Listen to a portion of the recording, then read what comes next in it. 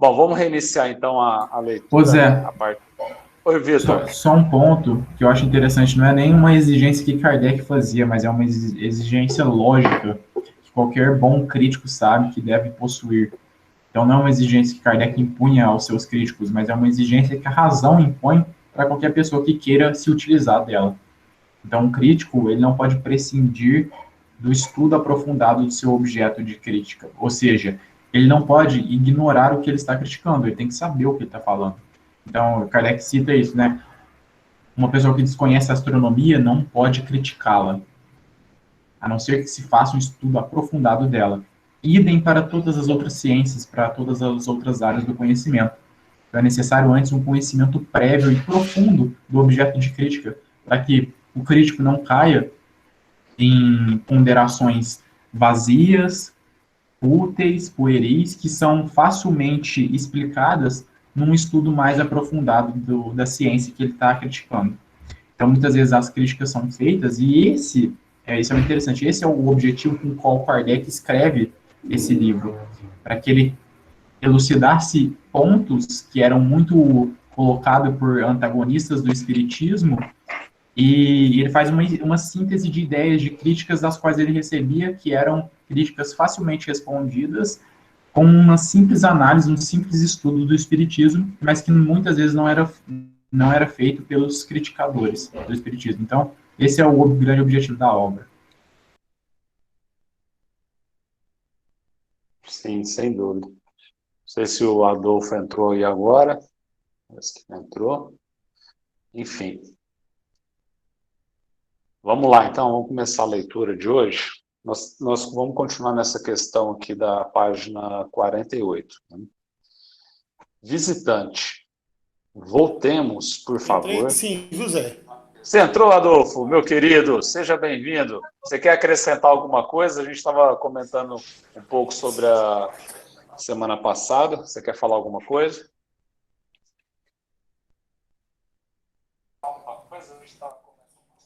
Podemos iniciar a leitura? Não, não, nada a declarar. Está cortando um pouco o seu Por som, favor. viu? Vamos iniciar a leitura. Voltemos, por favor, às mesas que se movem e falam. Não será possível que elas sejam preparadas com algum artifício? Allan Kardec, é sempre a mesma questão de boa-fé, a que já respondi. Quando a fraude for provada, eu vou-la reconhecerei. Se descobrirdes fatos demonstrados de embuste, charlatanismo, especulação ou abuso de confiança, fustigai-os e eu, desde já, vos declaro que não irei defendê-los, porque o espiritismo sério é o primeiro a repudiá-los. E quem assinalar tais abusos o auxilia no trabalho de preveni-los e lhe presta importante serviço. Porém, generalizar essas acusações, lançar sobre elevado número de pessoas honradas a reprovação que só cabe a alguns indivíduos isolados, é um abuso de outro gênero, porque é uma calúnia. Admitindo, como dissestes, que as mesas estivessem preparadas, era preciso que o mecanismo empregado fosse bem engenhoso para fazê-las produzir movimentos e sons tão variados. Ora, como não é ainda conhecido o nome do hábil artista que os fabrica, entretanto, ele deveria gozar de grande celebridade, visto que seus aparelhos estão espalhados pelas 5 partes do mundo. Devemos também convir que o seu processo é assaz delicado e sutil, para poder adaptar-se à primeira mesa que se apresenta, sem deixar sinal algum exterior que o denuncie. Como é que, desde Tertuliano, que já tratava das mesas giratórias e falantes, até o presente ninguém conseguiu ver e descrever tal mecanismo? Então aqui Kardec, né, o visitante, questionou sobre as mesas girantes, né, questionando se elas não poderiam estar preparadas, né, antecipadamente para fazer aquele movimento, né? E o Kardec citou, né, que na verdade, assim, o espiritismo é algo muito sério, né? Então ali ele estudou muito a questão das mesas girantes, até para ele poder falar com propriedade sobre aquilo que estava acontecendo, né? No começo, quando ele começou a acompanhar, a ver as mesas girantes, né? Ele também questionou um pouco sobre isso, mas aí ele começou a entender que por trás daquilo não era simplesmente poderia, né, existir um mecanismo que estava fazendo as mesas girarem, né? Tinha um princípio inteligente atrás daquilo ali, né? Então, igual ele falou aqui, né? Se a gente admitisse que as mesas estivessem preparadas, era preciso que o mecanismo empregado fosse bem engenhoso para fazer eles produzir movimentos e sons tão variados, né? Então, como queria fazer um mecanismo para que as mesas produzissem aqueles efeitos, né? Então, não tinha como, né, fazer daquela forma como acontecia. Alguém quer acrescentar alguma coisa? Por favor, fique à Muito bom, vontade. Zé. É isso aí mesmo. E o Kardec coloca um ponto muito interessante ali sobre a questão também da calúnia. Enfim, você sobe um pouquinho só para eu ler o trecho, por favor? Que ele coloca, né, aqui que o Espiritismo seria o primeiro a provar essa questão da repudiação, do repúdio, quer dizer, das fraudes. Isso é muito interessante. E eu acho que um ponto magnífico que ele coloca aqui, e que muitas vezes os críticos se colocam nessa posição, então eles veem um caso isolado e querem definir um caso isolado de forma generalizada a partir de um fato só. Então, eles querem definir o todo conhecendo somente uma parte. Isso não é possível, a gente sabe disso. Então, se eu pego um livro, se eu pego um filme, enfim, qualquer coisa que seja, retiro do contexto isoladamente, não considero todo o resto que forma ele, isso faz com que perca a validade do que eu estou analisando, porque às vezes eu posso perder, por exemplo, Kardec coloca no fim da Gênese exemplos, da Gênesis não, do Livro dos Médiuns, exemplos de falsas comunicações mediúnicas, assinadas por grandes nomes da humanidade, mas que ele chega à conclusão de que não são aqueles espíritos que escreveram aqueles textos. Então, por exemplo, eu posso tirar aquele texto lá do Livro dos Médiuns e falar, e o texto é cheio de contradições, e falar que Kardec colocou um texto que é contraditório, que não é verdadeiramente daquele espírito, que é um texto que vai contra as bases doutrinárias. Poder eu posso, mas eu estou sendo extremamente falso com a lógica, com a razão. Eu estou sendo infiel com tudo isso. Então, eu estou tirando uma parte de um contexto em que Kardec deixa bem claro de que agora ele analisaria textos que são falsos, que são fraudulentos, e eu tiro essa parte, esqueço ela e julgo aquilo por uma única parte, um único fragmento. Tento chegar numa conclusão do todo, observando somente uma parte. Isso não é possível. Em nenhuma circunstância, em nenhuma ciência. É necessário que se analise o todo para que se chegue à conclusão. Se a gente não faz isso, a gente cai sempre em falácias.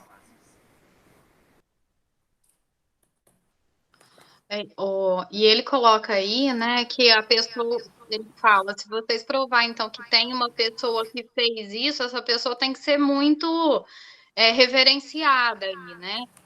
E justamente por isso que você falou, né? Até porque, assim, como que assim, que isso estava acontecendo no mundo inteiro, né? As mesas girantes. Então, ele deixa bem claro assim que é impossível ter alguém fazendo isso, né?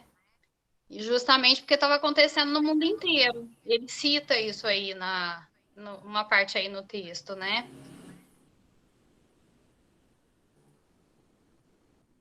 Achei interessante aqui essa frase que eu coloquei no chat aí, na verdade está com o Adolfo, mas fui eu. Pesquisando aqui sobre esse tema, né, um discurso que ele fez, né, Kardec dizendo um pouco, ele cita sobre a questão das mesas, ele colocou assim: no Espiritismo tem consequências de tal gravidade, toca em questões de tal alcance, dá a chave de tantos problemas, oferece-nos, enfim, tão profundo ensino filosófico, que ao lado de tudo isso, uma mesa girante é pura infantilidade, né? Ou seja, acreditar que o que acontecia com as mesas fosse um mero mecanismo, né? Algo mecânico, seria muita infantilidade, né? Seria não acreditar realmente em tudo aquilo que ele vinha propondo, codificando, estudando com tanta profundidade e seriedade, né?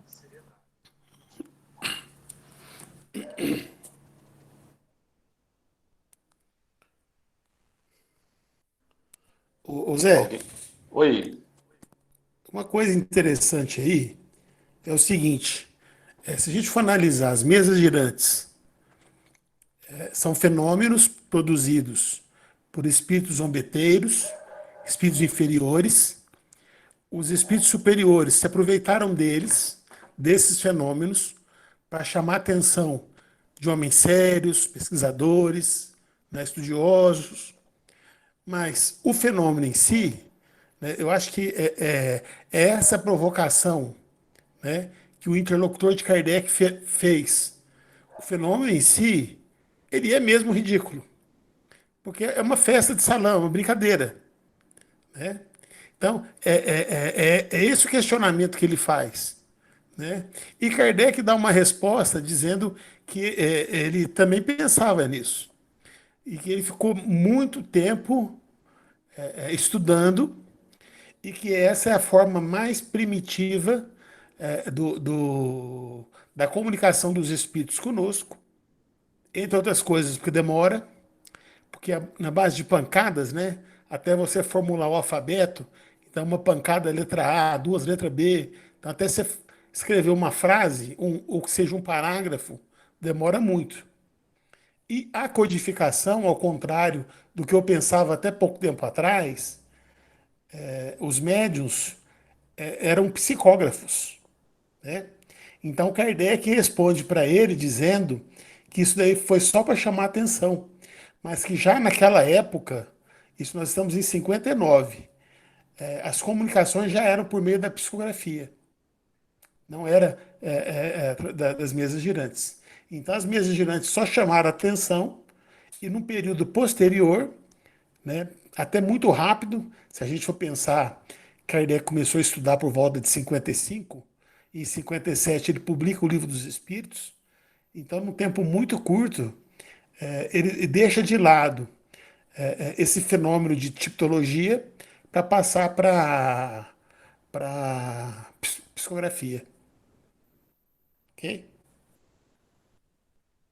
É muito legal isso aí que você comentou, Adolfo. Eu acredito, assim, dentro daquilo que eu compreendi, né, que naquele momento, talvez, igual você falou agora, era necessário, né, até para despertar o interesse das pessoas, né, sobre o que realmente acontecia no mundo extracorpóreo, né, no mundo que até então as pessoas não tinham tanta visão, tanto conhecimento, ou não queriam aceitar, né. Naquele momento, talvez, era necessário essa questão das mesas girantes para despertar o interesse, e a partir daí, claro, a coisa se aprofundar mais, né? Vamos lá, então. Visitante. Eis o que vos ilude. Um célebre cirurgião reconheceu que certas pessoas podem, pela contração de um músculo da perna, produzir um ruído semelhante ao que atribuís à mesa, donde concluiu que os médiuns se divertem à custa da credulidade dos assistentes. Ou seja, ele está questionando que uma pessoa que estivesse próxima à mesa, com o movimento de uma contração de um músculo da perna, conseguiria produzir aquele movimento na mesa, né? Vamos ver o que Kardec respondeu a respeito. Se é um estalido do músculo, não é então a mesa que está preparada. Uma vez que cada qual explica a seu modo essa pretendida fraude, fica reconhecido que a verdadeira causa não é sabida.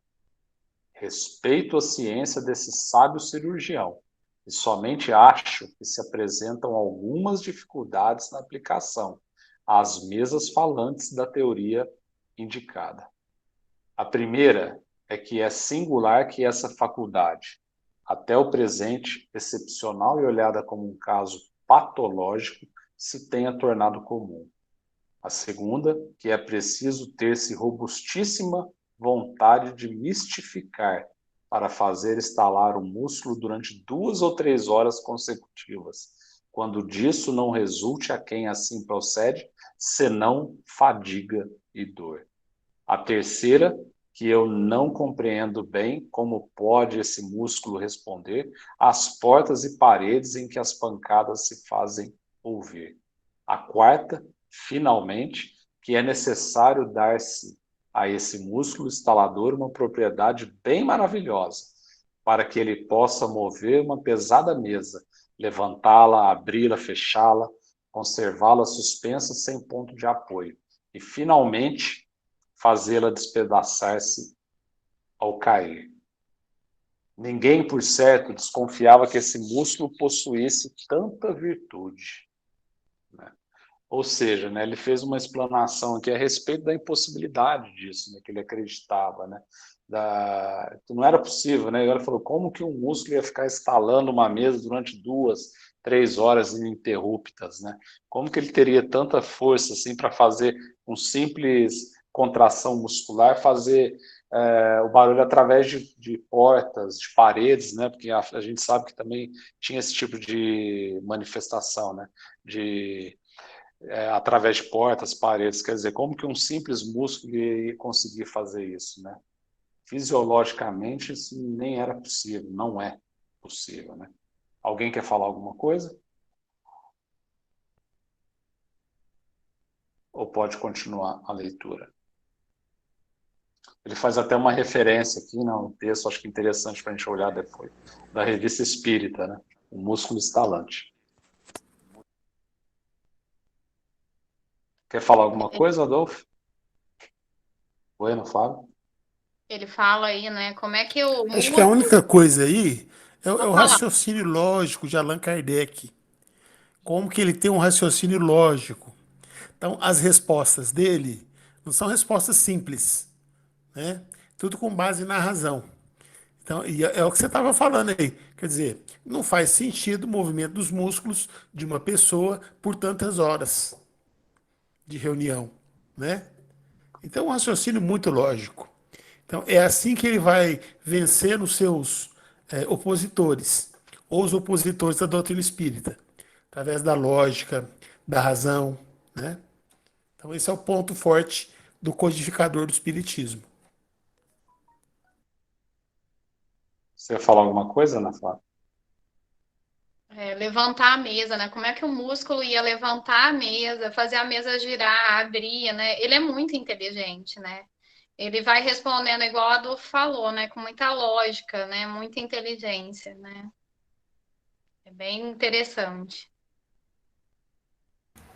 É interessante porque essa era uma crítica muito comum naquele período, principalmente ali no início. Então, a ciência material buscava de toda forma justificar o que estava acontecendo com esses fenômenos que eram inexplicados até o momento.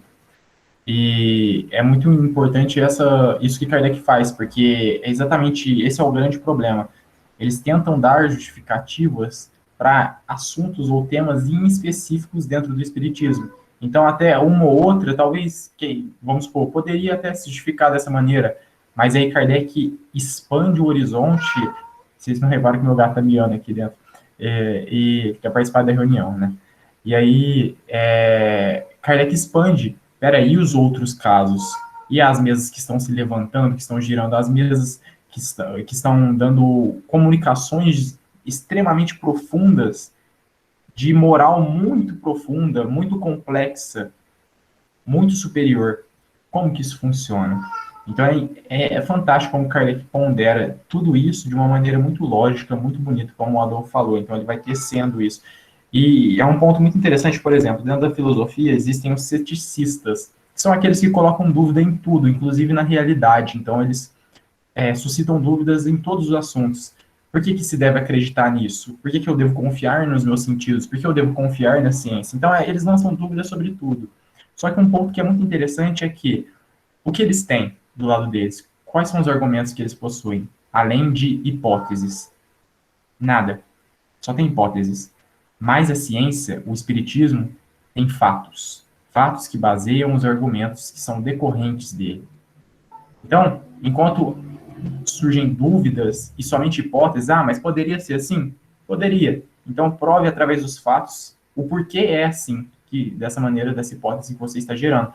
Porque a gente sabe, numa metodologia científica, experimental, de observação, não basta que se lance hipóteses. É necessário que essas hipóteses se expliquem factualmente, com os fatos. Então, os adversários, os incrédulos até hoje, lançam hipóteses inúmeras, mas que não são fortalecidas, que não são sustentadas por nenhum fato. E isso faz com que eles caiam em descrédito sempre, porque os fatos são argumentos, e contra os fatos não há argumentos.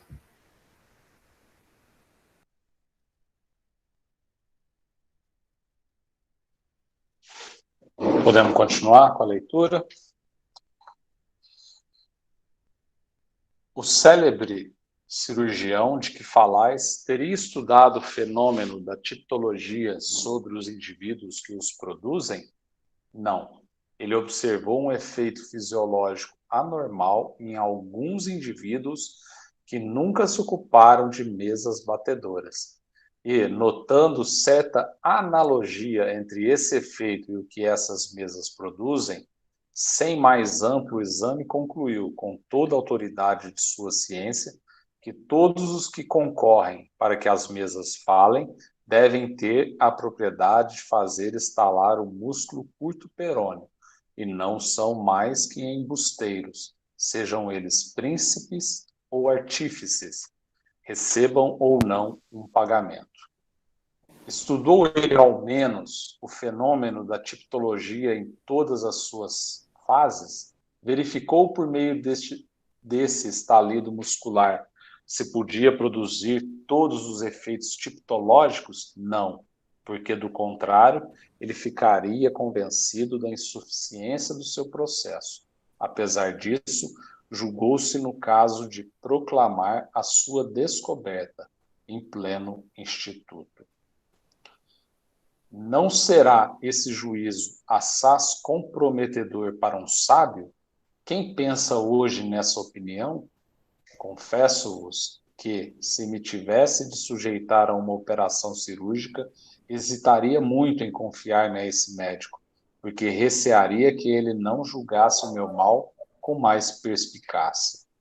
Já que esse juízo é uma das autoridades em que pareceis querer apoiar-vos para esmagar o espiritismo, fico completamente inteirado da força dos outros argumentos que quereis validar, a menos que os não vades beber em fontes mais autênticas.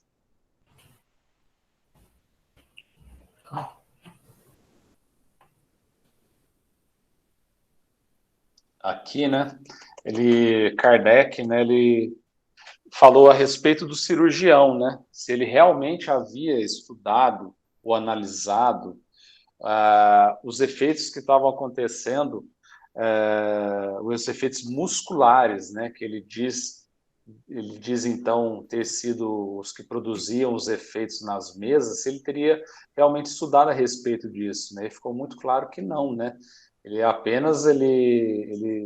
observou um efeito fisiológico anormal em alguns indivíduos e daí ele concluiu que todos aqueles que estavam próximos às mesas tinham esse mesmo efeito fisiológico anormal e tinham condições, por isso, de produzir os efeitos na mesa, né? Como assim, né? Ele sequer chegou a estudar profundamente para poder concluir dessa maneira tão com certeza, né? Com tanta assertividade como ele quis demonstrar de que era possível, né? Ou seja, ele estava falando sem propriedade. Aí volta um pouco naquilo que a gente estava falando, acho que, se não me engano, na semana passada, sobre a crítica, né? Quer dizer, então, que Kardec não aceitava a crítica? Não, aceitava sim, desde que ela fosse baseada no conhecimento, né? No conhecimento profundo, científico, assim como ele, da mesma forma, estava utilizando para codificar a doutrina, uma crítica seria bem-vinda, né? Mas não é o caso desse cirurgião, pelo que ficou relatado aqui, né? Ele viu um ou outro caso de pessoas que nem estavam ligadas aos efeitos das mesas girantes e achou, por analogia, né, que aquele movimento que ele percebeu que algumas pessoas tinham poderiam causar, sim, o efeito nas mesas, né? Enfim, ele falou sem ter conhecimento profundo da causa, daquilo que ele estava falando. Alguém quer complementar alguma coisa?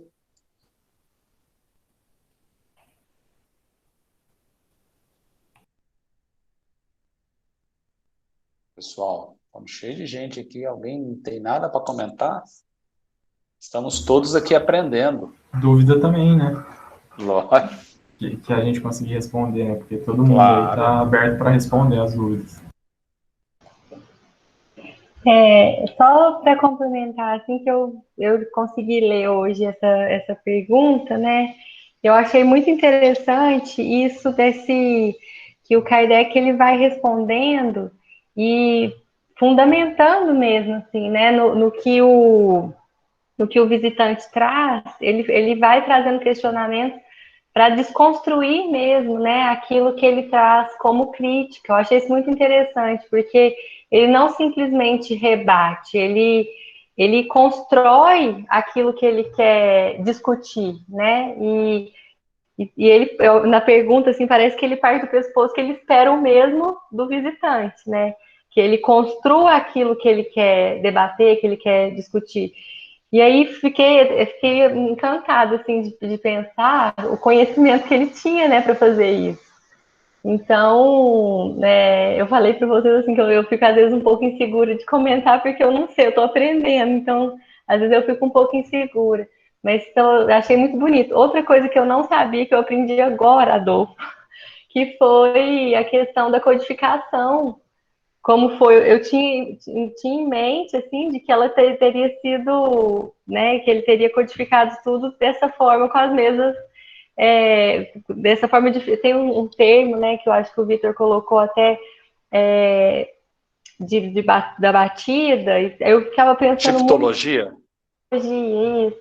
O tanto que deve ter sido difícil, meu Deus, eu fiquei pensando, assim, eu tinha isso em mente, então eu desconstruí também. Mas tô achando bem legal, assim.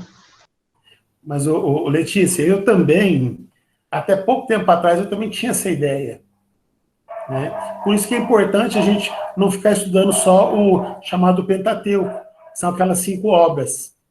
Porque essas informações nós vamos obter na Revista Espírita, num livro igual a esse. Né? Então, assim, a mediunidade é efeito físico, as mesas girantes. Né? É um fenômeno chamado fenômeno de tipologia, que é quando elas produzem sons. Até tem 2 tipos, né? Ou é o som da própria mesa, né? Ou é um som que não é da mesa, mas que produz a partir da mesa. Né? Mais adiante vai estar falando sobre isso daí. Mas, então, até pouco tempo atrás, eu achava assim que Kardec tinha sofrido muito na codificação, para formar as frases e tal. Mas não. Então, durante todo o processo de codificação, já era psicografia. Então, quando a gente estuda lá no livro dos médios, que fala que primeiro foi, inicialmente, as mesas girantes. Aí depois fala que tinha uma espécie de uma prancheta e tinha lá eu não vou lembrar explicar agora. Né? E dali já foi psicografia. Se a gente for pensar assim, ó, que Kardec começou as pesquisas dele em 55, em 57 ele publicou o Livro dos Espíritos, o tempo é muito curto para sair do efeito físico que é produzido por espíritos imperfeitos para a psicografia. E na psicografia, a comunicação ela pode ser dada por espíritos de todas as ordens, né? Não só espírito imperfeito. Então, o Zé Eduardo falou com muita propriedade, as mesas girantes, elas tiveram uma finalidade muito importante para a história do espiritismo, que é chamar a atenção dos pesquisadores. Depois que chamou a atenção, aí já não havia necessidade mais. Né? Aí os espíritos superiores, eles passam a orientar esses estudiosos a utilizar outras formas de comunicação. E nos dias de hoje, por exemplo, nós utilizamos mais a psicofonia do que a psicografia. No nosso centro mesmo, nós temos quantos grupos de psicografia? Porque a maioria dos grupos mediúnicos que tem no Luz e Amor, para não dizer todos, são comunicações por meio de psicofonia. Até tem médium no centro, que a gente sabe, a gente conhece, trabalha com psicografia. Mas, assim, me parece que não tem uma sala onde só tem psicografia. Me parece que não Uma tem. pessoa, Adolfo, Oi. tem um médium que ele faz um horário só para psicografia. Um só. Um só. Aí também, Adolfo, é porque é a característica do nosso trabalho, né? Que é atender sofredores. Então, para atender sofredor, tem que ser assim, uma coisa de imediato. Se for escrever, demora, uma coisa. A psicofonia é mais rápida, né? É mais instantânea. Então, Tony, mas tudo bem, eu entendo o que você está falando, que tem essa característica de atender os sofredores. Mas eu já estou discutindo uma outra questão, que é mais prático, a psicofonia. Isso. Então, eu acho que é mais nesse sentido. Nem é tanto pela clientela que nós atendemos. Para você atender o paciente é melhor.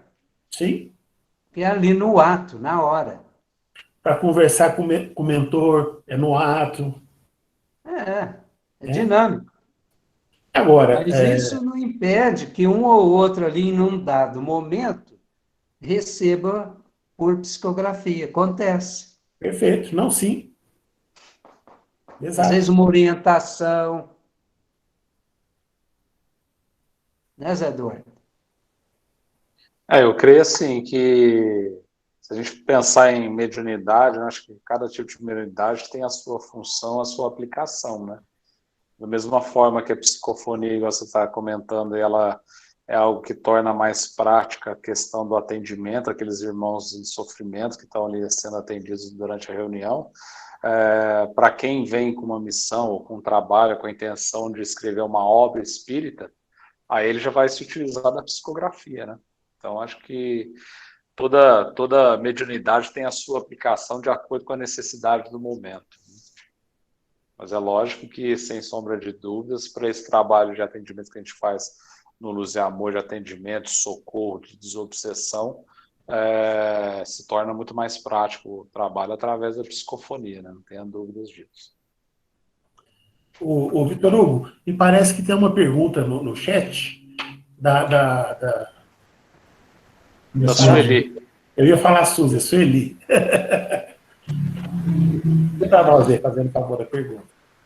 Com os espíritos batedores, Kardec e outros pesquisadores pelo mundo elaboravam perguntas, digamos, mais simples, e com os médiuns de psicografia e psicofonia eram perguntas mais elaboradas? Então, acho que são períodos diferentes, né? Não sei se vocês concordam comigo. São períodos diferentes. No princípio, eles faziam qualquer tipo de pergunta, né? Aí tinha os que faziam perguntas de curiosidade, outros que também faziam perguntas sérias. Então, por exemplo, quando Kardec iniciou ali no grupo de estudos, que já era um grupo de estudos sério ali, que tinha amigos dele que participavam, né? Eles faziam perguntas de seriedade ali para os espíritos. E a comunicação também vinha por meio, né, dessa metodologia da tipologia, ou como o Adolfo falou, né? Posso estar me enganando, pessoal, estou colocando o que eu acho.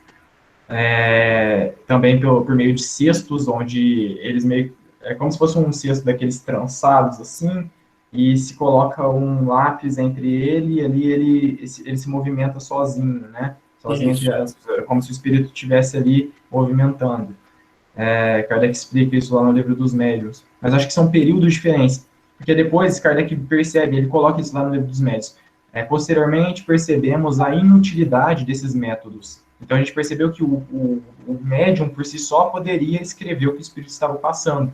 Então, eles perceberam a inutilidade de ficar ali por meio da tipologia ou dessas outras metodologias de uma certa psicografia, que seria a prancheta, o cesto.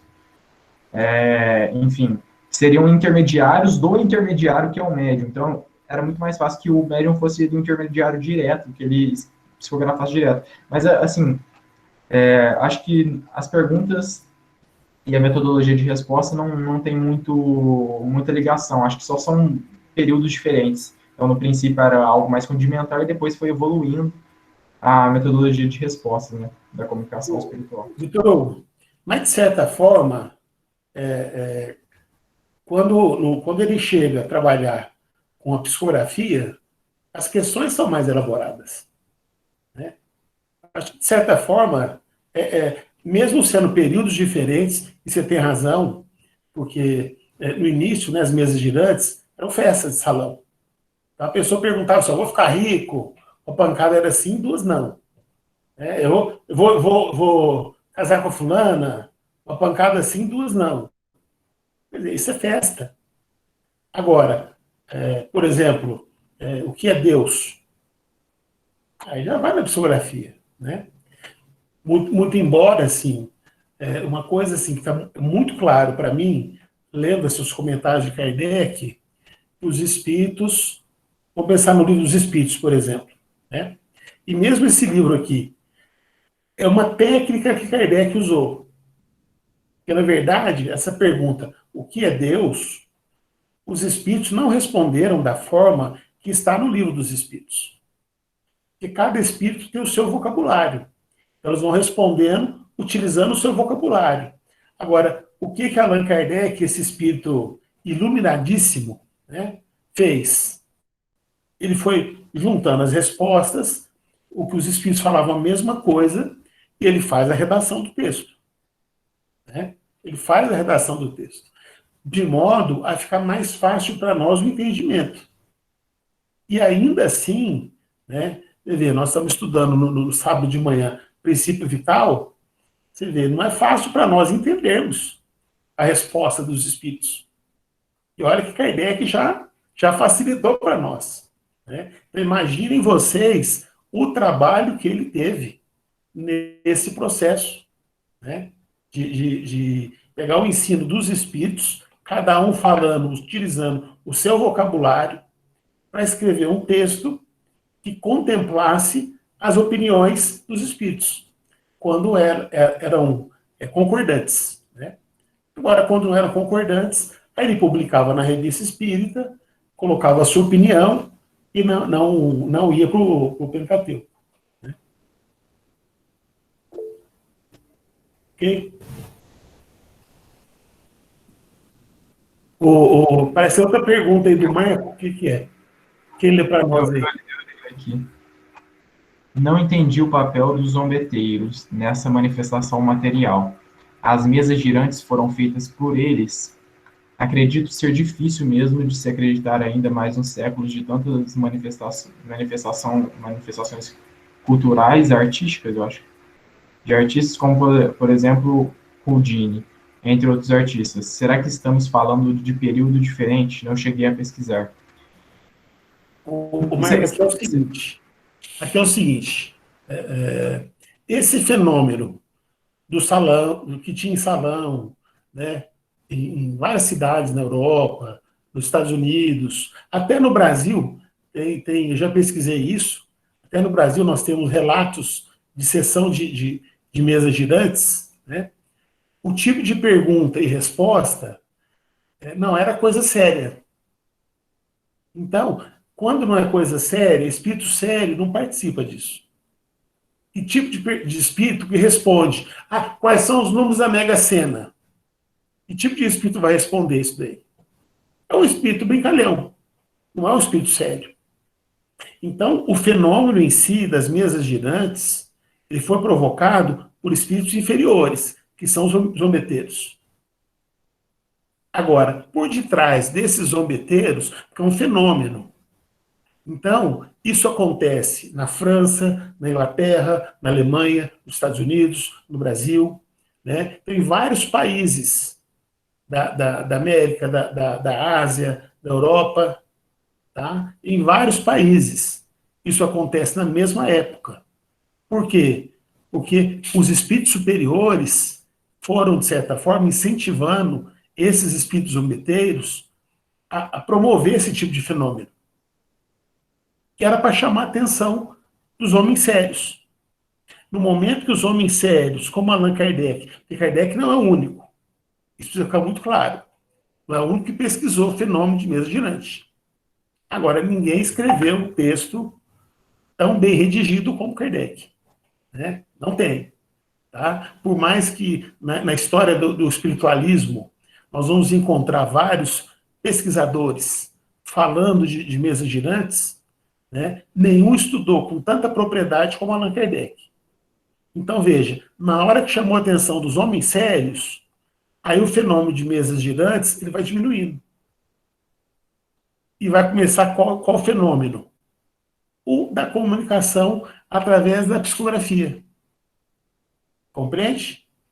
Então, os zombeteiros, eles foram utilizados para chamar a atenção. Mas, na condição de zombeteiro, o que eles faziam? Só brincadeira. Compreende? Não eram, as reuniões de mesas girantes não eram reuniões sérias. Não eram. É festa. É festa. Todo mundo em volta de uma mesa, as pessoas riam e brincavam. É o final de semana.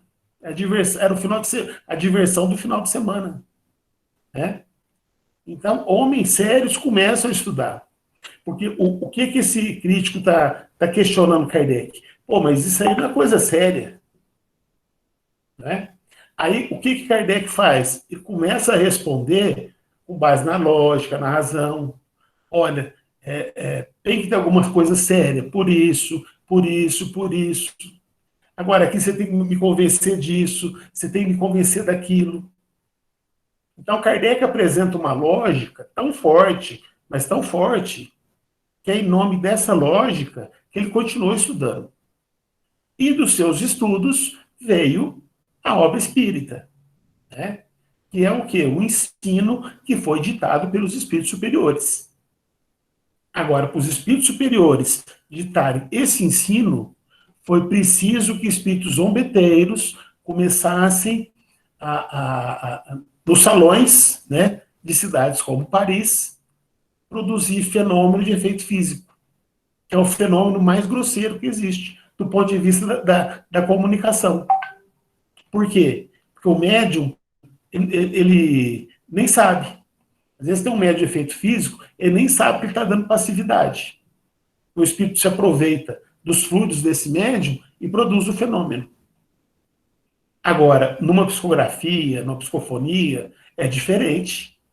Aí, o médium, o espírito do médium, ele participa mais. Então, ele é o filtro. Então, a mensagem passa, por exemplo, nós estamos lá na nossa reunião no centro, aparece o espírito desafeto. Né? Nós estamos nesse grupinho aqui, ó. Nós estamos em 16 pessoas aqui. 16, 17 pessoas. Nós estamos numa sala. Aí aparece um desafeto meu. Tá? Aí o Tonho Essado fica mediunizado. O espírito começa a me xingar. E começa a falar palavrão. O Antônio Essado médium, ele vai falar de tal forma que eu vou entender que o espírito está chateado comigo. Mas o Antônio Carlos Essado não vai repetir o palavrão. Compreende? Quer dizer, olha o Tonho sendo o filtro. Tem espírito que às vezes vem e assim, ó, por ele vai me socar. O que o médium faz? Ele vai ficar nervoso de tal forma que eu vou entender que ele quer me agredir. Mas o médium não vai me agredir. Agora, se não tem estudo, e o espírito fala que é uma cobra, o médium vai sair pelo chão andando igual uma cobra. Né? Por quê? Porque não estudou. Então, aí que entra o trabalho de Allan Kardec. Ele vai questionando os espíritos de tal forma, e ele não teve medo de procurar a verdade. Acho que esse é um ponto forte da doutrina espírita. Kardec não teve medo, ele foi perguntando. Né? Então, qual que é o recado dele? Numa discussão, a gente não pode entrar com os nossos preconceitos. E se ele entrasse com o preconceito dele, ele era, por exemplo, do movimento do magnetismo. E para o pessoal do magnetismo, o fluido que é passado é do encarnado. os magnetistas, eles não aceitavam que tinha espíritos que também fornecendo fluidos num tratamento, né? E Kardec aceitou. Ele tanto aceitou que ele fala assim, ó, o movimento do magnetismo, ele veio preparar o terreno do espiritismo. São ciências irmãs. Mas o espiritismo foi além do magnetismo. Tá? Eu não sei se eu respondi, Marco. Ô, Adolfo, eu queria colocar um ponto para o Marco, até que ele colocou aqui na questão dos zombeteiros, né? Porque não necessariamente eram os zombeteiros, mas eram espíritos inferiores os responsáveis por esses fenômenos. O que eu enviei, Marco, para elucidar bem essa questão, porque Kardec vai fazer as mesmas perguntas que você. Está lá no Livro dos Médiuns, na segunda parte das manifestações espíritas, no capítulo 4, da teoria das manifestações físicas. Lá, vou dar um resumo só para você não sair daqui com muita dúvida. Qualquer coisa você pode mandar pergunta lá no grupo que a gente conseguir responder, a gente vai conversando, enfim. Mas o que os espíritos dizem? É como se fosse, por exemplo, Marco, numa construção. O arquiteto, ele é o responsável por arquitetar, o engenheiro é responsável por colocar em prática aquilo mentalmente, então eles estão pensando aquilo. E tem os pedreiros, todos aqueles que vão fazer o trabalho manual. É uma analogia terrena, não significa que o arquiteto e o engenheiro é superior ao pedreiro. Só uma analogia material para que a gente entenda. E é isso que a espiritualidade vai trazer para Kardec. Então, tem aquele que pensa e tem um operário que opera. O espírito superior é aquele que vai estimular o inferior a produzir o fenômeno. Mas, muitas vezes, é o superior que está dando a resposta. Só que como é uma manifestação ainda tão rudimentar, é necessário que se tenha fluidos ainda muito densos, que são característicos dos espíritos inferiores, para que se ocorra essa comunicação. Então, os espíritos superiores não se detêm nelas. Eles participam das comunicações mais sutis. Então, eles se utilizam daqueles que têm maior capacidade de fazer aquilo. O ponto de Kardec é, mas se eles quisessem, eles poderiam? E os espíritos respondem sim, mas eles não farão, porque se eles têm quem faz por eles, não tem por que eles se esforçarem tanto para fazer aquilo, não tem o motivo. Então, e sem contar que numa manifestação onde ele vai utilizar um espírito inferior, ele vai estar influenciando, ajudando aquele espírito a evoluir.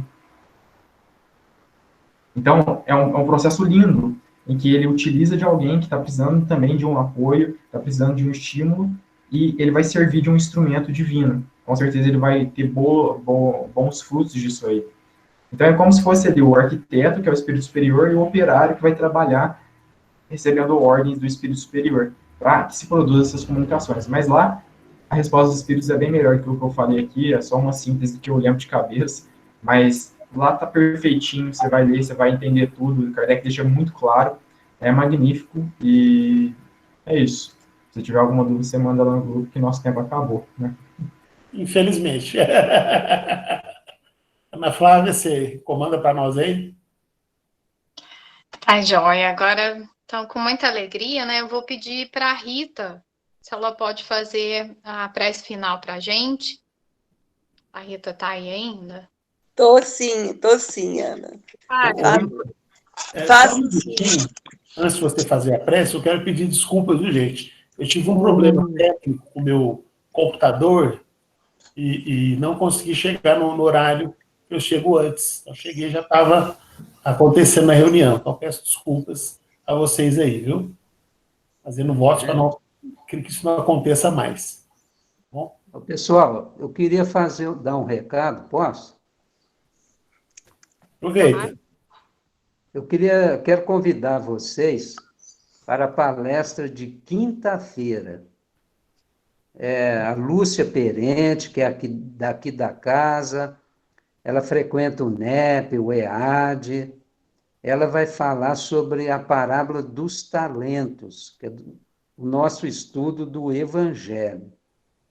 Capítulo 16, nós pode servir a Deus e a Mamon.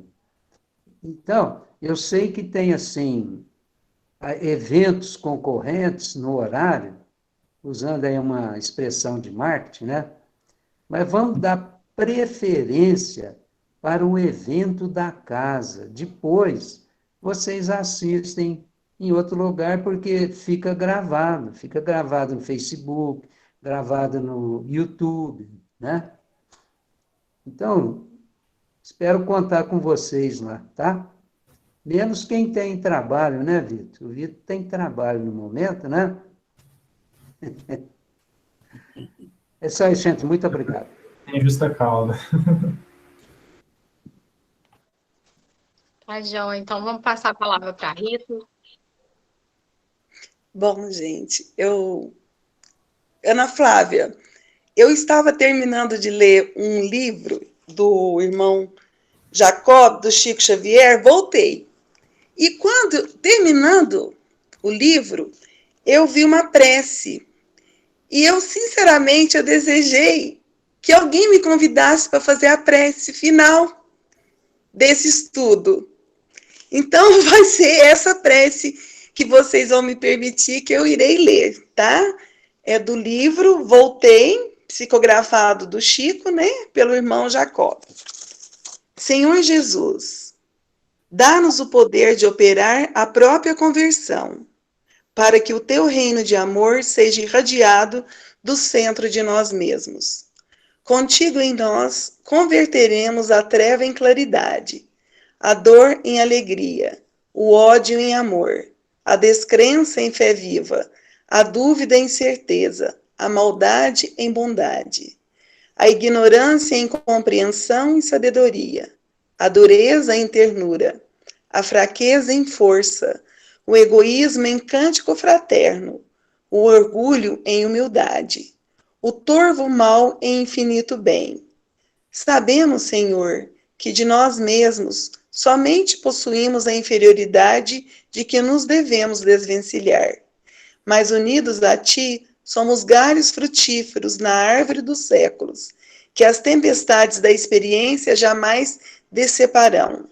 Assim, pois, Mestre amoroso, digna-te a amparar-nos, a fim de nos elevarmos ao encontro de tuas mãos sábias e compassivas. Virando a folha aqui.